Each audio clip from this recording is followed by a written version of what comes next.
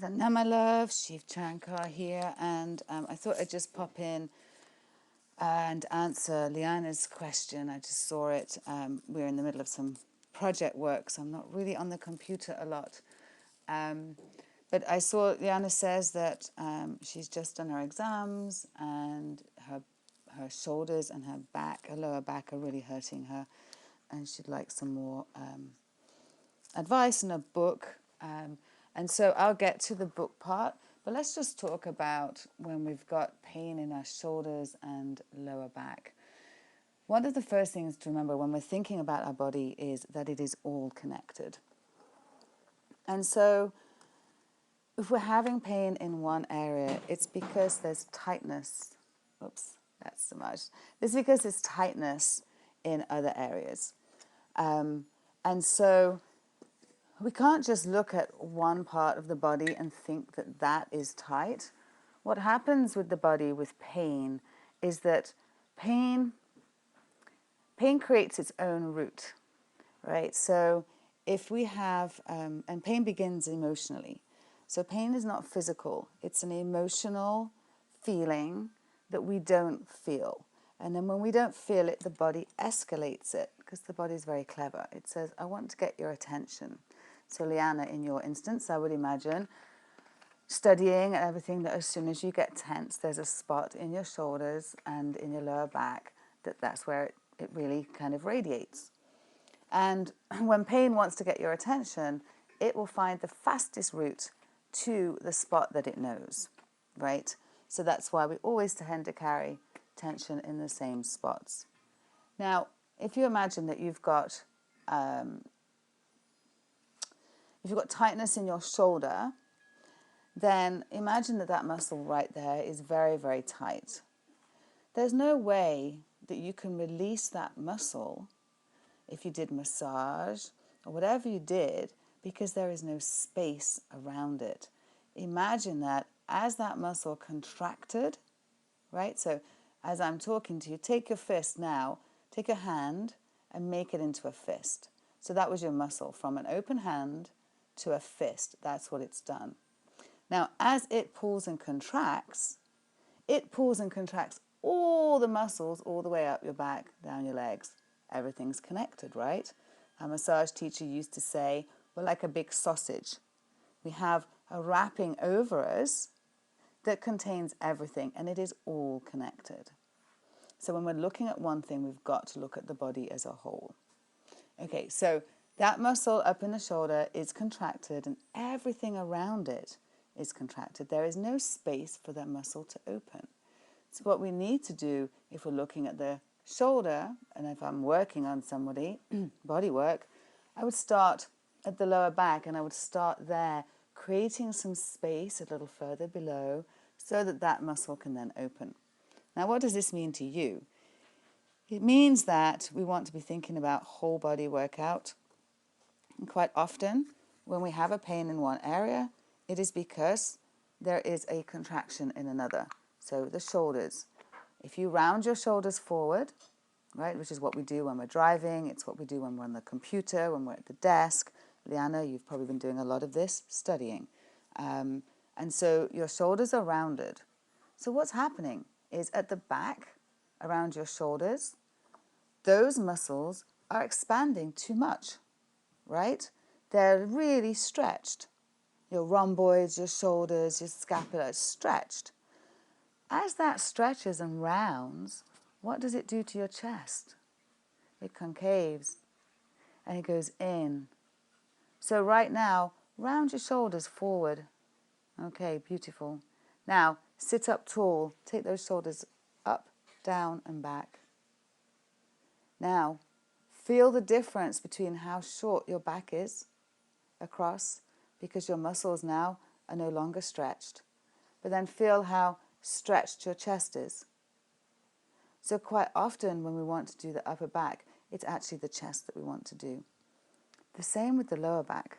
A lot of lower back issues are not only from the fact that we're sitting and not moving enough, but also because our cores are not strong enough. You see, there is no, we can have a strong back, but if we don't have a strong core, there's nothing to hold it up. and it's going to start causing pain. So I hope that that's just helped kind of clarify a little bit about what the pain is and how it's all connected. So that, of course, yes, look for things that are working on your shoulders and your back, but know that a lot of it is fluidity. So spinal flex, sitting cross-legged, and then spinal flex sitting on your heels with your hands pointing in on the thighs, and this one where you bring your head up. So spinal flex first, that's where you don't move your chin and you don't move your head, and you're really looking to work that breath with the body. So often when I see people in class and they do spinal flex, it looks very, it's not very fluid, right? And so this is where we get our practice, when we can get down to the really simple things like spinal flex and perfect it and get that spine moving back and forth with the breath in and out so that it sounds like, right? As I'm breathing in, the chest is lifting. As the chest lifts, it opens. As it opens, the shoulders contract. Isn't that what we're just talking about? There's your shoulders right there, right? And you can sit and do that for 2 minutes, take a 30-second break, do another 2 minutes, and then get on your knees.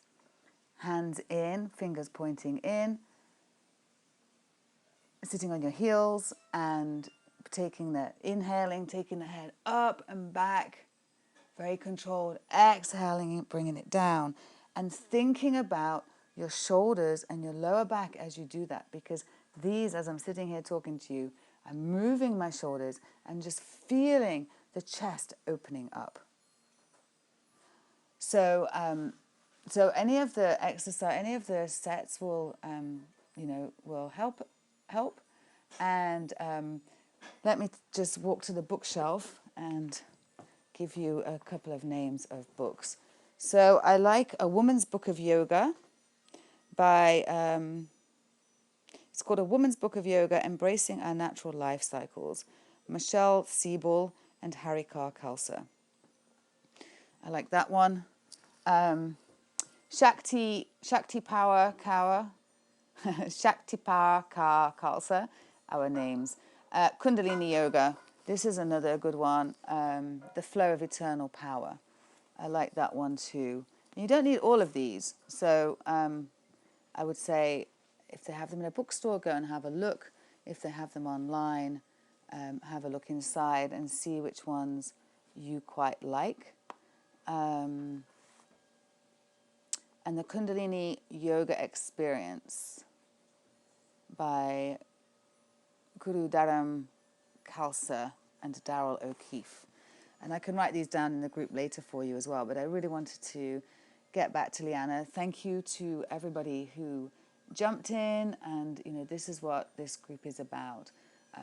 I will get to you as soon as I can, but in the meantime, the chances are there's somebody in the group who's been going through what you're going through and can give you some advice.